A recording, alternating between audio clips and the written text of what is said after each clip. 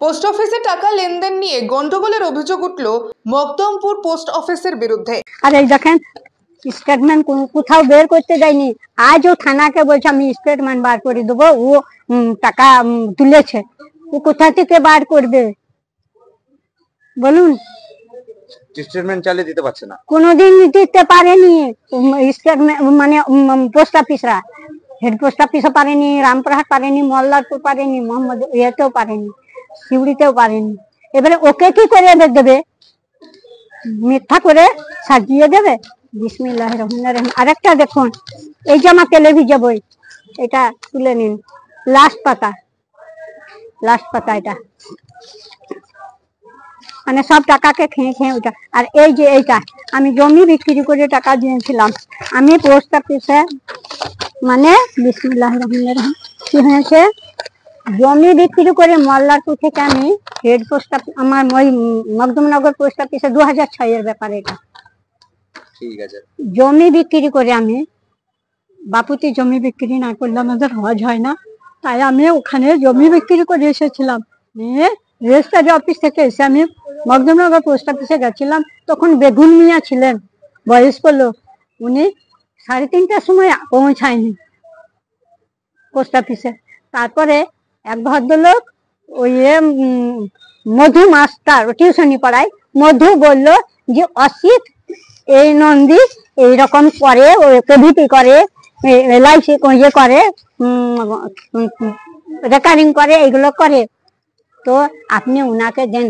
নিয়ে আমার কাছ থেকে বৈকাল বেলায় উনি গেলেন আমার কাছে, নিয়ে টাকা নিয়ে এসেছিল। বীরভূমের মোহাম্মদ বাজার থানা এলাকার মকদমপুর পোস্ট অফিস এলাকার স্থানীয় বাসিন্দা তহমিনা খাতুন থানায় লিখিত অভিযোগ করেন যে 2011 থেকে 2015 সাল পর্যন্ত তিনি মকদমপুর পোস্ট অফিসে একটি অ্যাকাউন্টে টাকা জমাতেন। 2015 সালে কোনো একটি কারণবশত তার ওই অ্যাকাউন্টের পাসবুকটি তেল পড়ে ভিজে যায়, ফলে তিনি ওই সময় ওই অ্যাকাউন্ট থেকে কোনো টাকা তুলতে পারেননি। 2016 সালে তিনি আরও একটি নতুন অ্যাকাউন্ট করেন, সেই সময় তিনি ওই নতুন অ্যাকাউন্টে প্রায় 1 লক্ষ টাকা জমা করেন।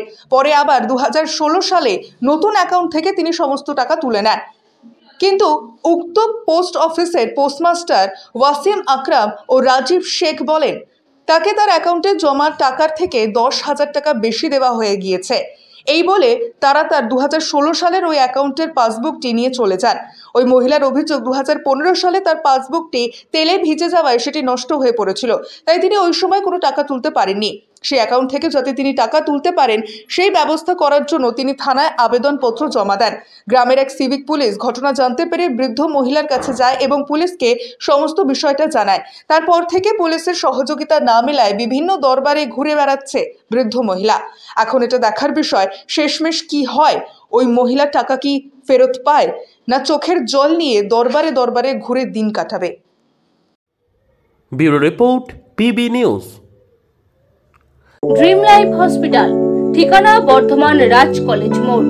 যে কোনো রকমের চিকিৎসার বিশ্বস্ত প্রতিষ্ঠান ড্রিম লাইফ হসপিটাল খুবই কম খরচে বিশ্বমানের চিকিৎসা প্রদান করে থাকে। উন্নত মানের ওয়ার্ড কেবিন, পরিষ্কার পরিচ্ছন্ন পরিবেশ দ্বারা সুসজ্জিত চিকিৎসা ব্যবস্থা ড্রিম লাইফ হসপিটালে। বিদেশি মেশিন দ্বারা আইসিইউ, অপারেশন থিয়েটার এবং প্যাথোলজি ল্যাব 24 ঘন্টায় নিয়োজিত। এছাড়াও স্বাস্থ্য সাথী কার্ডেও পরিষেবা প্রদান করা হয়। উন্নত মানের পরিষেবা প্রদান করার জন্য আমাদের ডাক্তারবাবু, মেডিকেল স্টাফ এবং সিস্টাররা সকলেই বদ্ধপরিকর। যোগাযোগ করুন 7319525110 অথবা 9734762221 এই নম্বরে।